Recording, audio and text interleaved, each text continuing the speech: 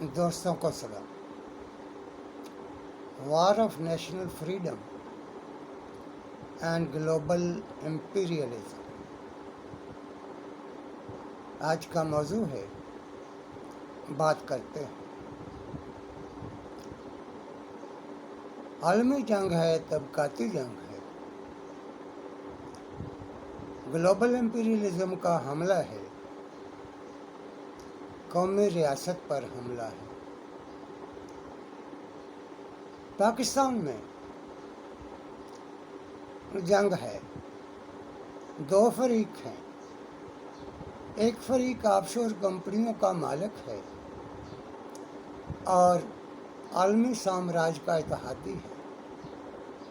دوسرا فریق قومی سرمایہ دار ہے، جس کی نمائندگی عمران خان کرتے ہیں۔ جنگ دو فریقوں کے درمیان ہوتی ہے۔ میں نے کئی بار اپنے لبرل دانشوروں سے پوچھا، انقلابیوں سے پوچھا کہ عالمی جنگ میں اور پاکستان میں سیاسی جنگ کے دو فریق آپ واضح کریں، اس سے بات کھل جائے گی کہ مسئلہ کیا ہے اور سیاسی تضادات کیا ہیں۔ مگر مجھے انتظار ہے، افسوس ہے کہ اس پر تو کسی نے بات نہیں کی۔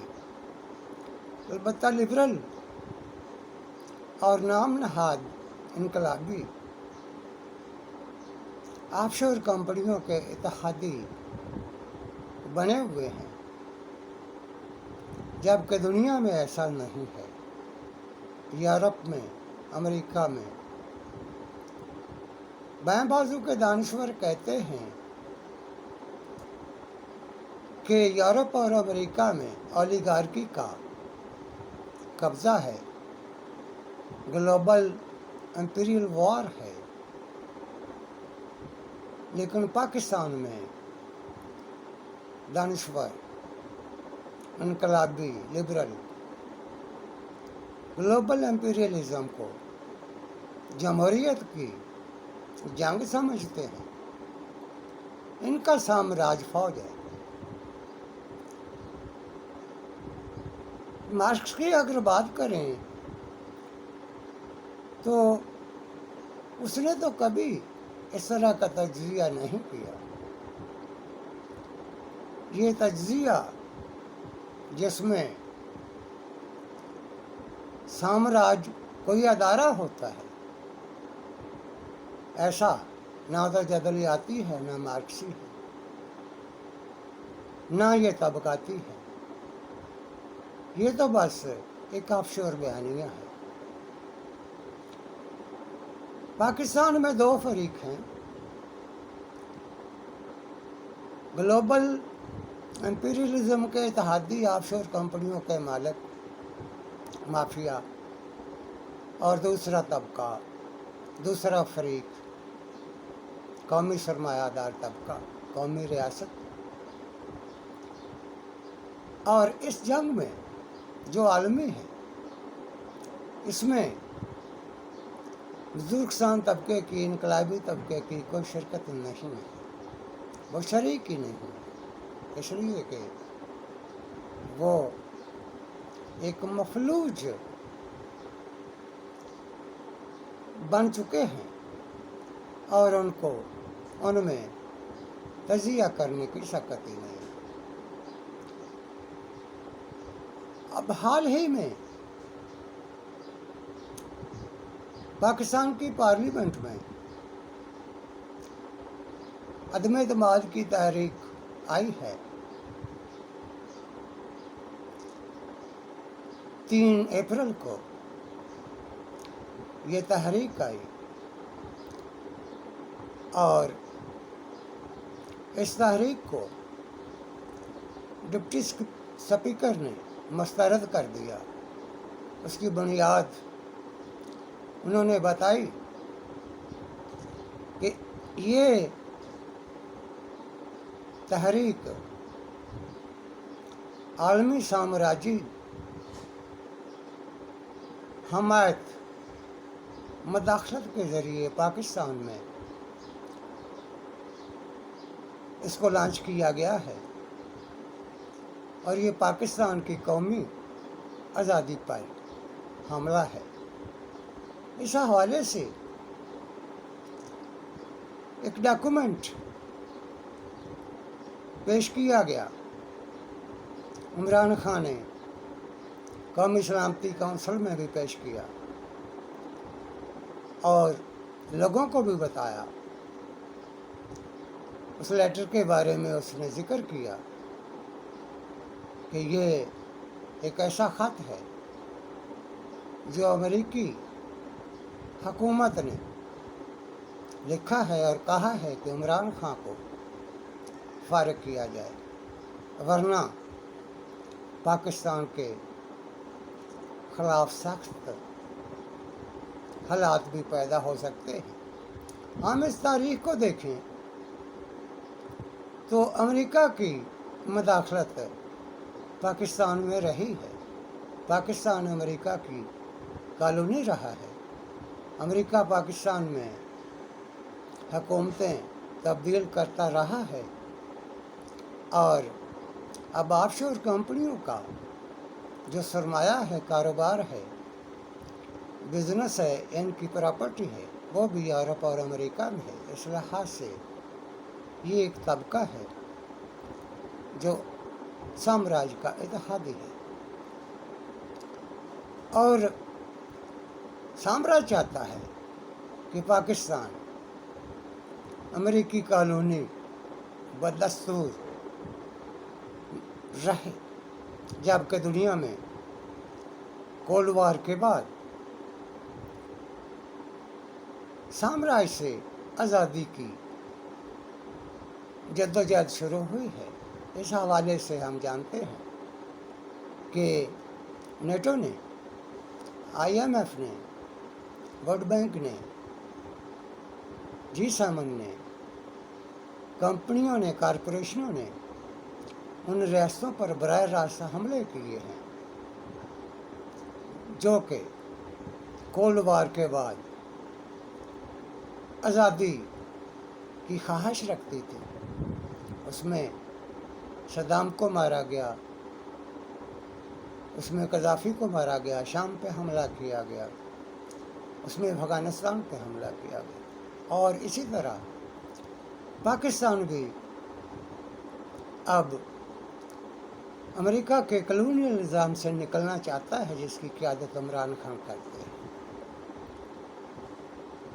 یہ کوئی غیر نظریاتی بات نہیں ہے، ہمیشہ سے ایسا ہوا ہے کہ سامراج کے خلاف قومی آزادی کی تحریک جب چلتی ہے تو قومی سرمایہ دار آزادی کی جدوجہد کرتا ہے، جبکہ انقلابی طبقہ بھی قومی آزادی کی تحریک میں شامل ہوتا ہے۔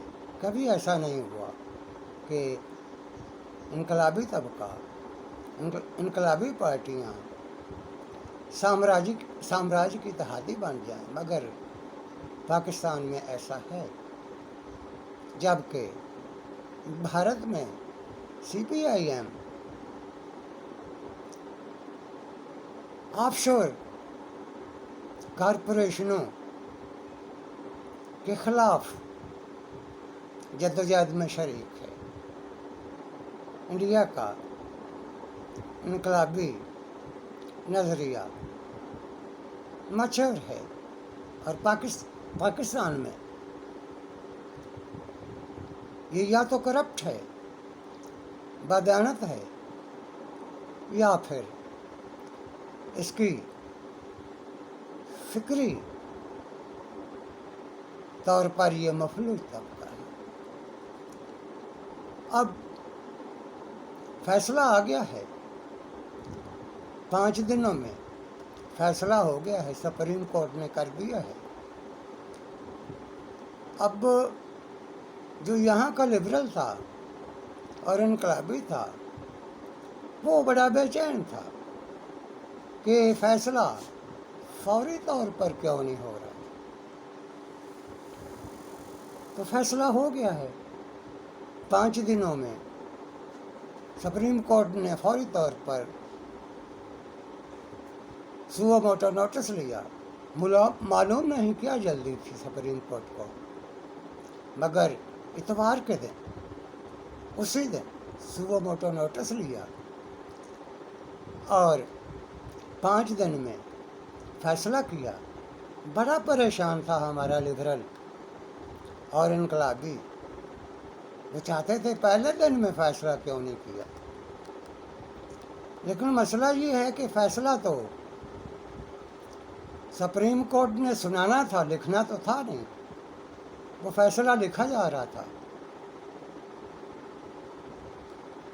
لندن میں. تو جب وہ فیصلہ ان کو ملتا اس وقت وہ انہوں نے سنانا تھا. تو جب فیصلہ آ گیا سپریم کورٹ نے سنا دیا. تو اچھا فیصلہ ہے.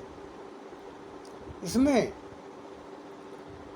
نہ تو سپریم کورٹ نے یہ دیکھا کہ یہ پاکستان میں جو بیرونی مداخلت کا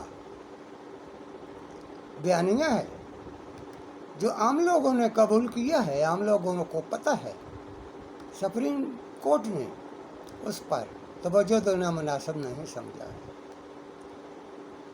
اور وہ لوگ پارلیمنٹ کے جو خریدے گئے اس کو بھی ٹھیک سمجھا اور ٹھیک جانا.